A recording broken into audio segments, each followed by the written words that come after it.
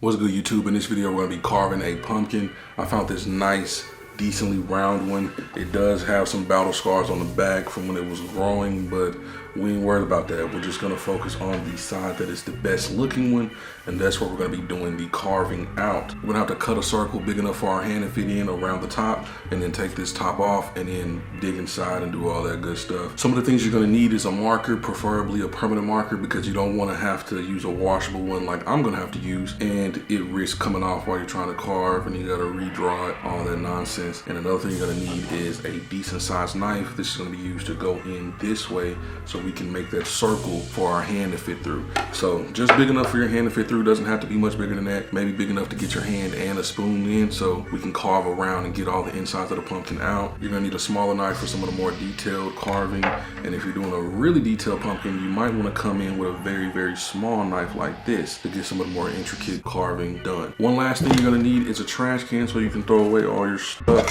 as you make a mess. Throw it in the garbage, get it out your way. You can go on Google if you want to and look up different designs for different pumpkins, and then try to draw it out or print it off and then put it on there and then stencil it out, or whatever you want to do. But this is how I'm going to do it. You can do it all sorts of ways. There's really no right or wrong way to do it. Right now, we're going to go ahead and go around the top so we can put our hand in there. And as you can see, I'm going to have to make a fairly decent size hole. Okay. Why did that make me laugh? I'm childish. But as you can see, I'm gonna need to make a very decent sized hole to get this joker inside of there. But I'm used to working in tight spaces, so shouldn't be too serious. I myself like to go in at an angle, because if you go in straight like this, you might make it to where it doesn't really sit flush. It might just fall straight in. I don't wanna mess with that. So I'm gonna go in at an angle. I feel like this should be big enough. Stab it in. It doesn't really even have to be perfect. I normally just keep stabbing over and over, I'm not gonna lie to you. And towards the back, if you want to, you can give yourself more room, because like I said, the back looks a little rough, so I'm not even gonna be using the back. So if I wanted to, I could give myself a little bit more room in the back. It doesn't have to be too serious. Sorry about that camera shake.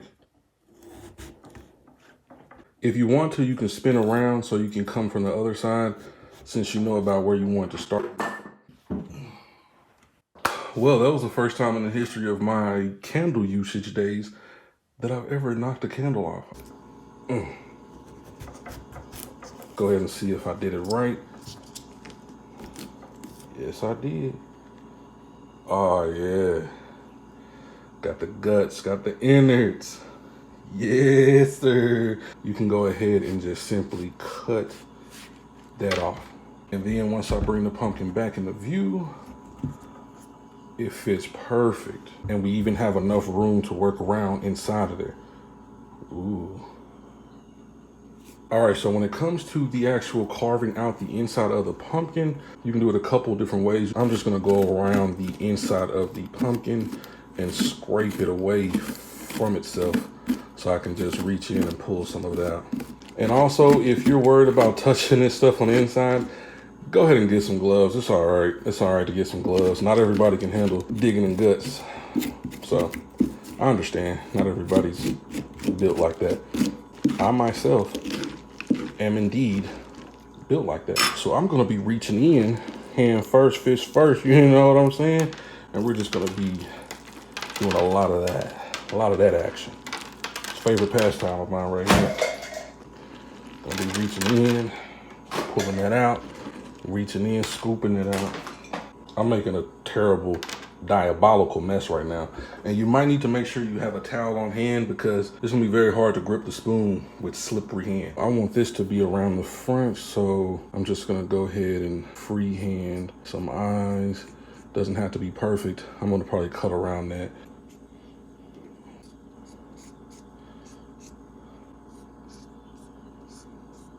This marker is not good. Get a better marker than this. This is not a good marker for this at all. Start the point over here. You can always make the spots you cut out a little bit bigger, but you can't make them smaller if you cut too much. So keep that in mind. And as you can see, we can also get rid of some of this thickness in here as well. But see what I just did? You want to be careful not to pop none of these pieces out, because that is not going to be a good look. You can just take your finger and knock out some of the parts that you cut out.